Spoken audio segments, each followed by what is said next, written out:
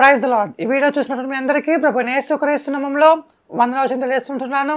మనం ప్రతి సంవత్సరం కూడా మట్టల ఆదివారం గురించి ఆలోచించినప్పుడు యేసుక్రీస్తు వారు ఒక గాడిద మీద ఎక్కి వచ్చినట్టు ప్రజలు మట్టలు పట్టుకొని ఆయనను హోసన్నా జయము అని చెప్పి ఆయనను అభిమానించినట్టు మనం చూస్తూ ఉంటాం. ఆయన కోసం వస్త్రాలు తీసి రోడ్డు మీద పరిచినట్టు చూస్తుంటాం. కానీ ఎందుకు యూదులు ఇలా చేశారు? యూదుల ఉద్దేశంలో యేసుక్రీస్తు ఎలా ఉన్నాడు? యేసుక్రీస్తు వచ్చినప్పుడు యూదుల యొక్క పరిస్థితి ఏంటి అని చెప్పి ఎవరు కూడా ఆలోచించరు. కానీ ఈరోజు మనం యేసుక్రీస్తు వచ్చేటువంటి సమయానికి యూదులు ఎటువంటి పరిస్థితిలో ఉన్నారు, వాళ్ళ యొక్క సమస్యలు ఏంటి, రోమీల పరిపాలనలో యూదులు ఎటువంటి సమస్యలు ఎదుర్కొన్నారు, వాళ్ళ కష్టాలు ఏంటి, వారి యొక్క బాధలు ఎంత భయంకరంగా ఉన్నాయో ఈరోజు మనం ఈ యొక్క వీడియోలో నేర్చుకుందాం. గమనిస్తే కనుక యూదులు ఈ యొక్క రోమిల పాలనలో ఎంతో అన్యాయానికి గురి అయ్యారు. అన్యాయానికి గురి అవుతూ ఎంతో బాధలు పడేవారు. అయితే ఇటువంటి సమయంలో వాళ్ళకు ఒక నిరీక్షణ ఉండేది, వాళ్ళకంటే ఒక రాజు వస్తాడని చెప్పి. ప్రతి ఒక్క యూదుడు కూడా ఒక రాజు కావాలని చెప్పి ఎంతో ఆశపడేవాళ్ళు.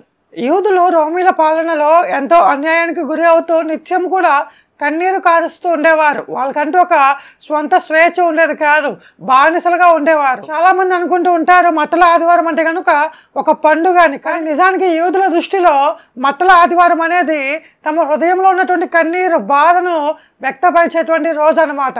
ఆనాటి యూదులు భూమి మీద పనిచేసినప్పటికి కూడా, కష్టపడినప్పటికీ కూడా ఆనాటి ప్రజలు తమ యొక్క పిల్లలకు ఆహారం కూడా పెట్టలేనటువంటి భయంకరమైనటువంటి స్థితిలో ఉండేవారు. యూదులకు ప్రాముఖ్యంగా 3 రకాల పన్నులు వసూలు చేసేవారు. ఈ రోమీయులు ఖచ్చితంగా యూదుల మీద భయంకరమైనటువంటి ఆర్థిక భారం మోపేవాళ్ళు, అనగా ఆర్థికంగా దోపిడీ చేసేవాళ్ళు. ప్రతి యూదుడు కూడా 3 రకాల పన్ను కట్టవలసి వచ్చేది. మొట్టమొదటిగా భూమిపై పన్ను కట్టాలి, రెండవదిగా తలపై పన్ను కట్టాలి, మూడవదిగా దేవాలయమునకు పన్ను కట్టాలి. 3 పన్నులు కూడా అన్యాయంగా యూదుల దగ్గర రోమీయులు వసూలు చేసేవారు. మరి ఎలా వసూలు చేసేవారంటే కనుక అతి క్రూరంగా వసూలు చేసేవాళ్ళు. వడ్డీకి పై వడ్డీ, చక్రవడ్డీ అన్నీ వేసి కూడా వసూలు చేసేవాళ్ళు. మనం గమనిస్తే కనుక పొట్టి జక్కయ్య అని చెప్పి ట్యాక్స్ కలెక్టర్ గురించి మనకు తెలుసు. అతను ఎలా అయితే భయంకరంగా వసూలు చేసేవాడో ఆనాటి రోమీయులు యూదుల దగ్గర అంత భయంకరంగా పన్నులు వసూలు చేసి ఆర్థికంగా దోపిడీ చేసేవాళ్ళు. పన్నులు మాత్రమే కాకుండా పండించినటువంటి పంటకు కూడా చాలా తక్కువ రేటు ఇచ్చేవాళ్ళు. రైతులు కష్టపడి సంవత్సరం అంతా పండించినటువంటి పంటకు చాలా తక్కువ ధర ఇచ్చి కొనుగోలు చేసేవాళ్ళు. ఈ విధంగా ఆనాటి యూదులు జీవించడం ఒక సవాలుగా మారింది. రెండవదిగా ఆనాటి యూదులు మతపరమైనటువంటి ఒత్తిడులు కలిగి ఉండేవారు. యూదులు సాధారణంగా దేవాలయమును చాలా పవిత్రంగా చూసుకుంటూ ఉంటారు, దేవుని ఆలయమని భావిస్తూ ఉంటారు. అటువంటి దేవాలయంలో రోమీలు సైనికులను ప్రవేశింపజేసి దేవుని యొక్క పవిత్రతను అవమానపరిచేవారు. మరి ముఖ్యంగా సన్హెద్రిన్ సభకు విలువ లేకుండా పోయింది. ఆ కోర్టులో తీర్పు ఇవ్వలేనటువంటి పరిస్థితి అనమాట. రోమీలు మాత్రమే తీర్పు ఇచ్చేవారుగా ఉండేవాళ్ళు. ఈ విధానం అనేది ప్రజల యొక్క హృదయాలలో మత విశ్వాసం మీద బాగా భయాన్ని కలిగించింది.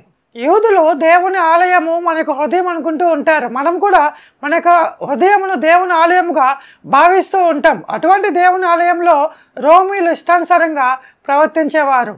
మూడవదిగా రాజకీయ అణచివేత. యూదులకు స్వయం పరిపాలన ఉండేది కాదు. యూదులు ఏం చేయాలని కూడా రోమీలని అడగవలసి వచ్చేది. హెరోదు వంశపు పాలకులందరూ కూడా కనీ విని ఎరగని విధంగా రోమీలకు దాసోహం చేయడం జరిగింది. రోమీలు ఏది చెప్తే అదే ఈ యొక్క హెరోదు వంశీకులు కూడా చేయడం జరిగింది. ప్రజల ఇష్టాలకు కానివ్వండి, ప్రజల భావోద్వేగాలకు కానివ్వండి, ప్రజల అభిప్రాయాలు కానివ్వండి, ప్రజల ఇష్టాలు కానీ మాటలు కానివ్వండి, ఎవరు కూడా వినేవాళ్ళు కాదు. ప్రజల యొక్క అభిప్రాయములను హేళన చేసేవాళ్ళు, వారి యొక్క భావోద్వేగాలను అసలు పట్టించుకునేవారే కాదు. ఈ విధంగా నాటి యూదులు ఎంతగానో రాజకీయ అణచివేతకు గురి కాబడ్డారు. నాలుగవదిగా నాటి యూదులకు సైనిక ఒత్తిడులు చాలా ఎక్కువగా ఉండేవి. రోమన్ సైనికులు వీధుల్లో నడుస్తూ ప్రజలను భయపెట్టేవాళ్ళు. మనం గమనిస్తే కనుక రోమీలు ఒక్క సైనికుడికి ఏమైతే కనుక 10 మంది యూదులను చంపడానికి సిద్ధంగా ఉండేవారు. ప్రజలు నిత్యం కూడా ఇళ్లలో ఉండడానికి ఇష్టపడేవాళ్ళు. బయటకు వస్తే ఏం జరుగుతుందో తెలియనటువంటి పరిస్థితి. బయటకు వెళ్ళినటువంటి యజమానుడు తిరిగి వస్తాడు అనేటువంటి నమ్మకత్వం అసలు ఉండేదే కాదు. ఎందుకంటే కనుక ఆ రోమా సైనికులు ఆ విధంగా ప్రజలను భయం భ్రాంతులకు గురి చేసేవాళ్ళు. అందు మాత్రమే కాకుండా ఒక యుద్ధమో ఒక తిరుగుబాటు జరిగినట్లయితే కనుక పూర్తిగా ప్రజలను రోమా సైనికులు అణగద్రొక్కేవారు. అంత మాత్రమే కాదు కానీ రోమీలు యూదులకు కఠినమైనటువంటి శిక్షలు కూడా విధించేవారు. ప్రజలను రెచ్చగొట్టే విధంగా, ప్రజలను భయభ్రాంతులకు గురి చేసే విధంగా గ్రీకు సంస్కృతి అనగా హెలెనిజం అనేది ప్రజల్లోకి ప్రవేశించడం మొదలైంది. ఈ యొక్క హెలెనిజం యొక్క సాంప్రదాయాలు యూదుల యొక్క సాంప్రదాయాలను పూర్తిగా తుడిచిపెట్టింది అనమాట. ఎందుకంటే కనుక హెలెనిజం అనగా గ్రీకు సంస్కృతి అనగా ఏమిటంటే కనుక బహుదేవతారాధన, అనైతిక ప్రవర్తనలు, అలానే సినిమా మాదిరిగానే లైఫ్ స్టైల్ మొత్తం కూడా మారిపోయింది. యూదులకు రోమీలకు సంబంధం లేకుండా పోతూ ఉంటుంది. యూదులందరూ కూడా ఈ యొక్క హెలెనిజంని పాటించే వాళ్ళు అనమాట. చాలా మంది యొక్క హెలెనిజంలోకి వెళ్ళినట్టుగా మతాన్ని విడిచిపెట్టి, యూదా మతాన్ని విడిచిపెట్టి హెలెనిజంలోకి ప్రవేశించినట్టుగా కూడా మనకు చరిత్ర చెబుతూ ఉంటుంది. ఇది మాత్రమే కాకుండా ఇంకా అనేక రకాల సమస్యలు యూదులను అన్నటి కాలంలో బాగా భయంభ్రాంతులకు గురి చేసింది. ఈ బాధలు తట్టుకోలేక యూదులు ఒక రాజును కోరుకునేవాళ్ళు. మా రాజు ఎప్పుడు వస్తారని చెప్పి ఎదురు చూస్తూ ఉండేవాళ్ళు. జకర్యా ప్రవచనమును ఎదురుగా పెట్టుకొని ఆ ప్రవచనం కోసం నిరీక్షణ కలిగి ఎదురు చూస్తూ ఉండేవారు. ఈ కష్టాలను చూసినటువంటి యూదులు ఏమనుకున్నారంటే కనుక యేసుక్రీస్తు దేవుడు పంపినటువంటి ఒక రాజుగా భావించారు. యేసుక్రీస్తుని చూచి హోసన్నా జయము, హోసన్నా జయము అని చెప్పి కేకలు పెట్టడం జరిగింది. ఎందుకు కేకలు పెట్టారు? ఆ కేకలు యొక్క అంతరార్థం ఏమిటంటే కనుక నిరాశల నుంచి వచ్చినటువంటి ఒక అరుపు అనమాట.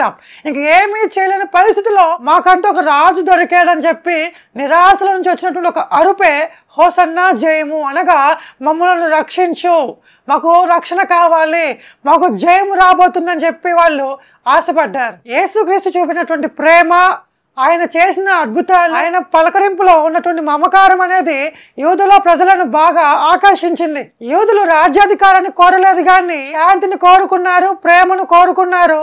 మరి ముఖ్యంగా ఆనాటి యూదులు న్యాయాన్ని కోరుకున్నారు. అయితే యేసుక్రీస్తు వారు ఎప్పుడైతే రోమా సింహాసనాన్ని అధిష్ఠించకుండా శిలువ మోసేటువంటి మార్గాన్ని ఎన్నుకున్నారో ప్రజల యొక్క ఆశలన్నీ కూడా అణగారిపోయినాయి. ఏమీ చేయలేని పరిస్థితి, మోసపోయాము, మా ఆశలన్నీ కూడా అడియాసలు అయిపోయినాయి అనేటువంటి ఒక ఆలోచనలోకి రావటం జరిగింది. మనం అనుకుంటూ ఉంటాం కదా, మట్టల ఆదివారం అంటే కేకలు వేసే రోజో లేదా మట్టలు చేత పట్టుకొని ఊరేగింపు చేసేటువంటి రోజో కాదు కానీ చరిత్రకు గుర్తుగా జరుపుకునేటువంటి రోజు. ప్రజలు యేసుని తమ విమోచకుడిగా చూసినటువంటి రోజు.